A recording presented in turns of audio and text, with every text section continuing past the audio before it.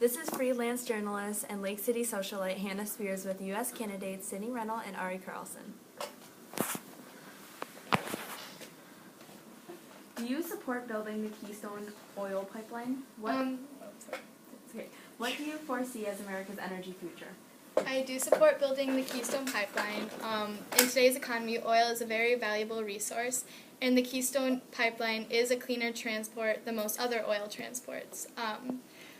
There is pollution does come in concern with this because fossil fuels are known to pollute the earth. So I say the more pollution that the Keystone Pipeline causes, the higher tax it will be. For our future, I see a cleaner future with more renewable resources and less fossil fuel.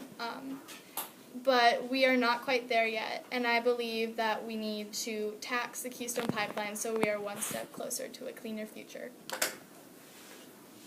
Okay, I support the building of the Keystone Oil Pipeline. The building of the oil pipeline is essential in providing oil and energy in a safe manner to many people. America's energy future will be a safe, stable future providing necessary fossil fuels to meet people's energy needs in a safe, effective way. I agree with most of what Sydney is saying. Do you support granting legal status to illegal immigrants? What is your plan to address illegal immigration in America?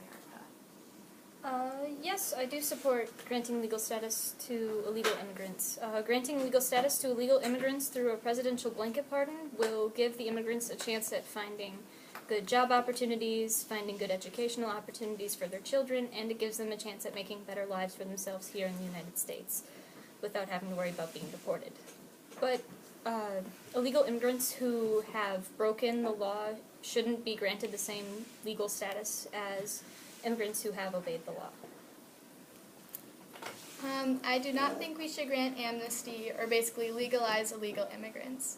If we did, they'd be consuming so much more in government fundings and programs than they would be paying in taxes. This would leave the government with the choice of raising national debt or raising taxes on U.S. citizens who have done nothing wrong. We need to focus on education with this growing debt. We need to focus more on the people we have in our country. I would want my kid in 20 years to have a good education and not be cut because of this growing national debt. I say we have to secure borders. This would prevent terrorism, and it would control legal immigrants entering the U.S., which would potentially lead to decreasing our national debt and not increasing taxes on U.S. citizens. What is the best way to offer health care to everyone in this country? Do you support the Affordable Care Act?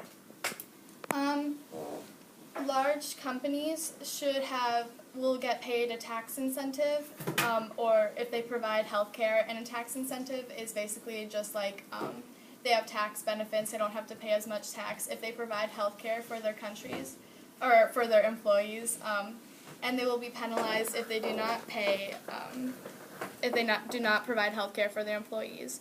For small companies, I think that the government should give them a tax credit to buy insurance. And for non-workers, we should provide Medicaid like we do now.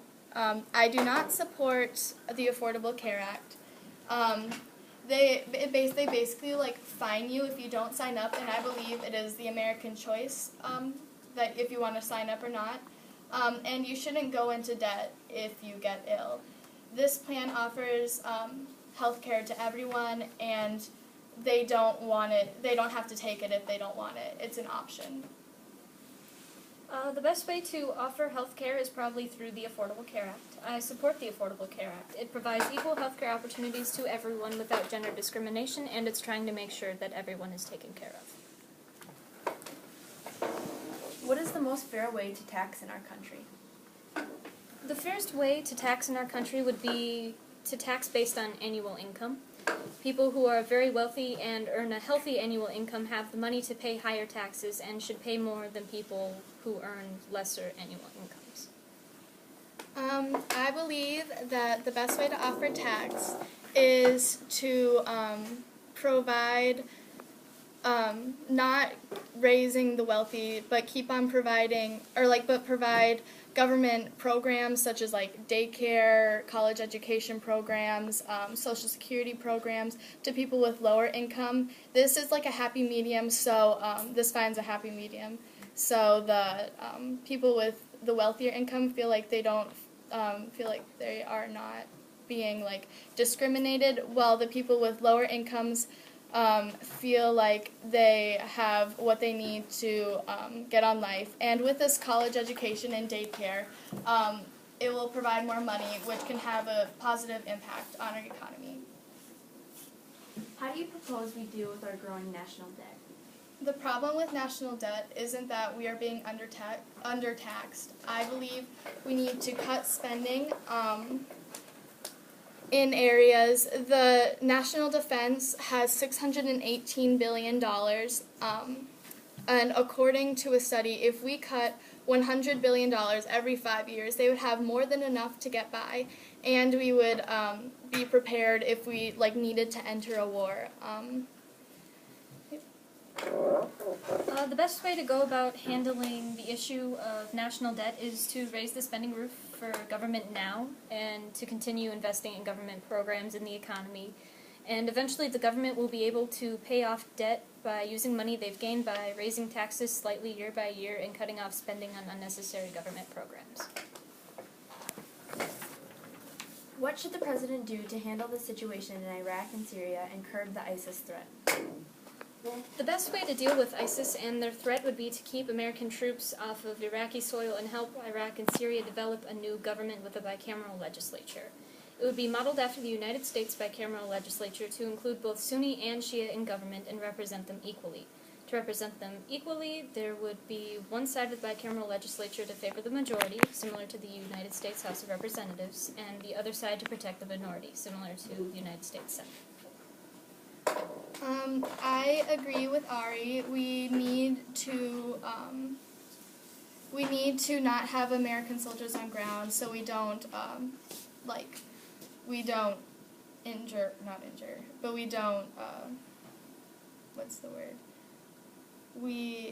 don't hurt our men.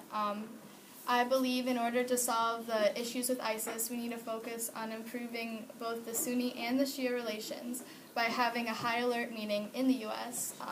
There'll be 2 moderate members of the group, and this will ensure that there are no violence and they'll get away from the tension. I also believe that we need to stay out of this problem as much as possible to form an independent country, make Syria and Iraq an independent country. Is the government surveillance program necessary and legal?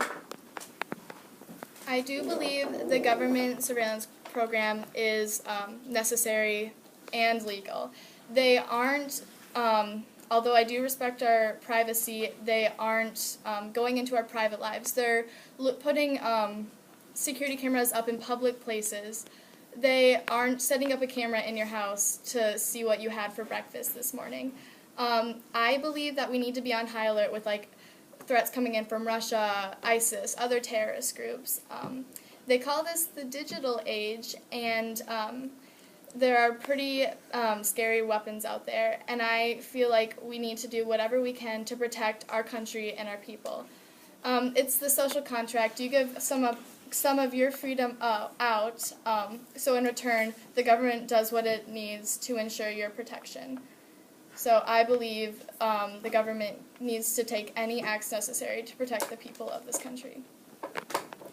Although Sydney has a very valid point, it is neither necessary nor legal. It's a violation of Americans' privacy, and it's also a violation of their Fourth Amendment rights. The government shouldn't be allowed to possess people's personal information without reasonable suspicion. But if a person has chosen to give up their personal information, the government shouldn't be penalized for possessing that information.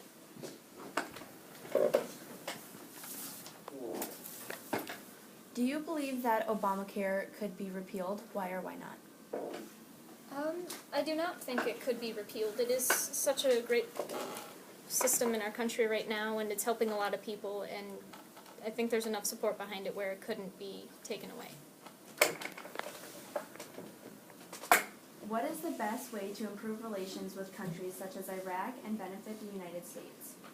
I believe that the best way to improve relationships is to take moderate members from two groups and have a high alert meeting in the U.S. so they get away kind of from like all the tension and all like the violence from in their country, and then they can go back and sort of like talk to the members so they can try and work out the relations on their own.